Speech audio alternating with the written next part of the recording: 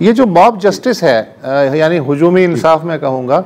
इसके तदारुक के लिए जो हमारी इस्लामी नज़रियाती कौंसिल है, उसने, आपको याद होगा सियालकोट में जब प्रियंका कुमारा की लिंचिंग हुई थी तब भी, और फिर जड़ावाला के सानहे के बाद भी, और अब भी ये तजवीज़ दी है कि अदालतें चूँकि बेपनाह दबाव में रहती हैं और उन पर ऑलरेडी बर्डन बहुत है मुकदमात का, लिहाजा मॉब जस्टिस के मुकदमात सुनने के लिए खुसूसी अदालतें बनाई जाएं। तो इससे कोई फ़र्क पड़ेगा आपके ख्याल में? देखें जी,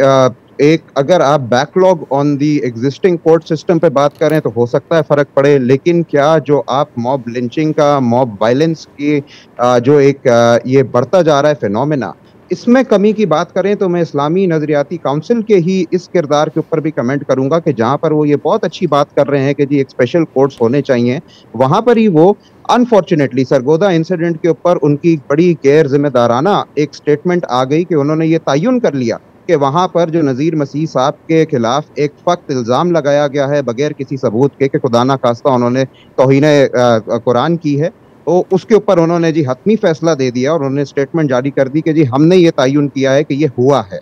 मैं इस जहाँ पर एक तरफ ये कहते हैं कि जी हम मॉब वायलेंस को कम करें, वहां पर ही तो ये वो चिंगारियों को और ज्यादा हवा दे रहे हैं कि ऐसे झूठे इल्जामात के ऊपर जो आज तक कभी प्रूव नहीं हुए, जिसके कोई सबूत नहीं है, कोई सबूत होते तो वो प्रूव हो जाते। जड़ावाला के इंसिडेंट के अंदर भी राजा और रॉकी के ऊपर जो एक स्ट्रेट नैरेटिव बना था कि जी उन्होंने खुदा ना खास्ता तौहीन की है, वो कोर्ट्स ने उनको बरी कर दिया कि जी उनके खिलाफ किसी किस्म का कोई सबूत नहीं है। तो इस तरीके का जो इस्लामी नजरियाती काउंसिल का भी जो किरदार है कि रादर दैन कि वो इस चीज के ऊपर आए और इस चीज के ऊपर जो है आवाम के अंदर जो ये एक बढ़ता हुआ जिसको कहते हैं इंतहा पसंदी है, ये बढ़ती हुई जो है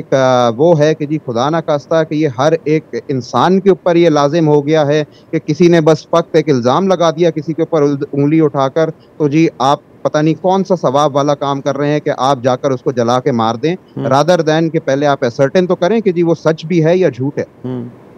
डी रेडिकलाइजेशन ज़रूरी है, और डी रेडिकलाइजेशन की इस वक्त मेरा नहीं ख्याल समाज में गुंजाइश बची है। जी जी। तो अब ये है कि ये जो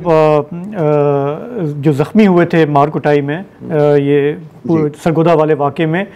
ही इज़ आवर लेटेस्ट विक्टिम,